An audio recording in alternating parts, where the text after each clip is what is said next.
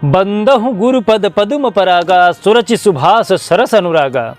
Mean राशि के जो जातक हैं 2024 में शनि महाराज आपके ऊपर कितनी कृपा दृष्टि बरसाने जा रहे हैं। साथ ही साथ जो आपके स्वामी हैं गुरु महाराज, उनकी स्थिति जब शनि महाराज की दृष्टि पड़ती है तो क्या होती है।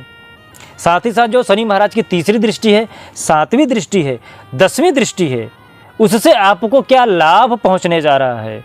शनि महाराज का आपके ऊपर कितना प्रभाव पड़ने जा रहा है 2024 में भाग्य के ऊपर, ये सारी चर्चाएं मैं इस कुंडली में करने जा रहा हूं। जय श्री महाकाल। मैं राहुल तिवारी आप सभी का आपका अपने इस चैनल में हृदय से स्वागत करता हूं। दोस्त, मीन राशि के जो जातक हैं, आपके द्वादश भाव में शनि महाराज जी विद्यमान हैं। द्वादश भाव के जो कारक ग्रह हैं वो राहु महाराज जी हैं। राहु महाराज कारक होने की वजह से शनि महाराज के मित्र होते हैं। द्वादश भाव के कारक राहु महाराज हैं, शनि महाराज जी विद्यमान हैं। तो यहाँ पे बैठ के शनि महाराज आपके खर्चे को तो बहुत बढ़ा देंगे। राहु जैसे ही शनि को पाएगा तो अपने खर्च में ऐशो आराम की चीज़ें में खर्चे बढ़ा देगा।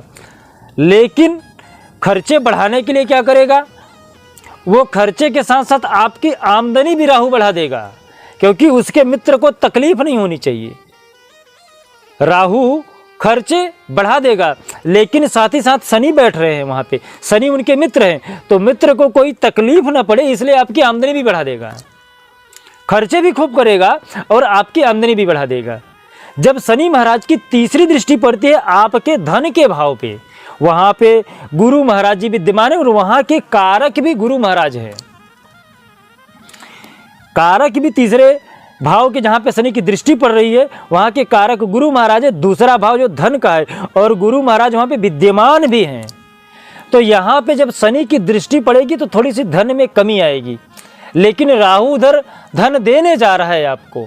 तो राहु की वजह से शनि का जो दृष्टि होगा वो पूरी तरह से बदल जाएगा। आपका धन का प्रमाण अचानक बढ़ जाएगा और आपके मान सम्मान में, प्रतिष्ठा में, पराक्रम में वृद्धि हो जाएगा।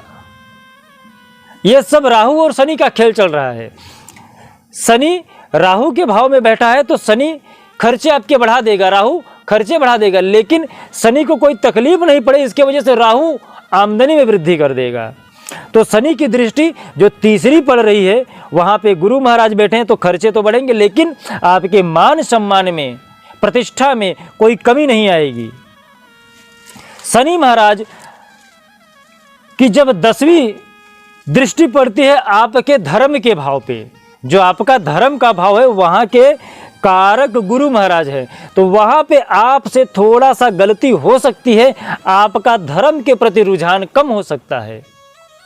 10वीं दृष्टि से, शत्रु की दृष्टि से देखेंगे वहाँ पे क्या हो जाएगा, आपके धर्म में थोड़ी सी कमी आ सकती है। इसलिए थोड़ा सा आप अपने धर्म के प्रति दृढ़ता रखिएगा, धर्म से जुड़े रहिएगा। शनि महाराज की जब 7वीं दृष्टि है वो आपके छठे भाव में पड़ती है कुंडली की, जहाँ पे केतु महाराज कारक बोले गए हैं और वहाँ पे चंद्रमा विराजमान है।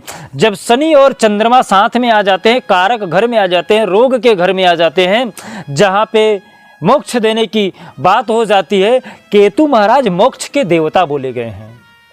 यदि आपको जीवन से मोक्ष चाहिए, आप अपने कर्म को सत्कर्म में बदलने की ताकत रखते हो, तो केतु महाराज का बलवान होना बहुत जरूरी है। और यहाँ पे शनि महाराज केतु महाराज के मित्र हैं और वहाँ पे चंद्रमा विराजमान है, तो चंद्रमा पाप ग्रह में नहीं आता है।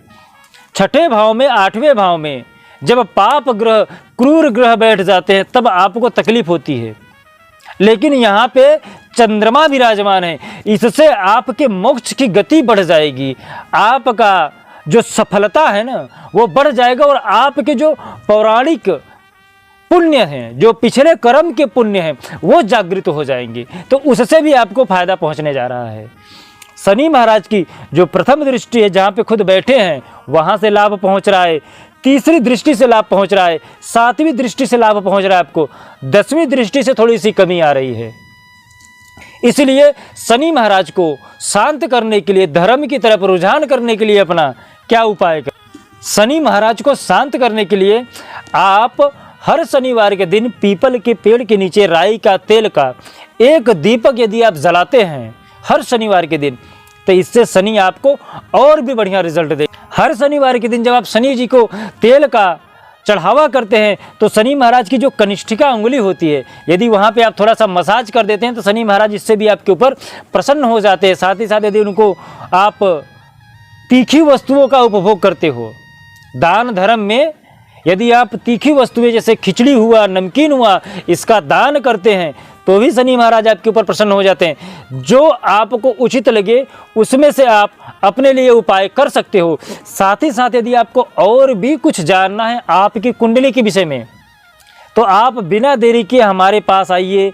हमारे YouTube के चैनल पे कमेंट में अपना नाम और अपना जन्म तारीख लिखिए। हमें जैसे ही समय मिलेगा मैं आपसे संपर्क करूंगा और आपकी जो भी परेशानी है उससे आपको क्या कारगर उपाय हो सकता है बताने का प्रयास करूंगा। साथ ही साथ जिसकी कुंडली नहीं है वो भी कमेंट में अपना नाम और जिस जगह से है उस स्थान को लिखिएगा। मैं प्रश्न कुंडली बना के आपकी जो समस्या है उसके लिए क्या उपाय है ये बताने का प्रयास करूंगा। साथ ही साथ अपने व्यक्तित्व को इतना आप बड़ा बनाइए कि बड़े आपसे सम्मान पा सकें, छोटे आपसे प्रेम पा सकें और कोई भी स्त्री आपसे बात करने में सहजता महसूस करे। जय श्री महाकाल। आपका दिन शुभ हो, मंगल हो, स्वस्थ रहे, मस्त रहे।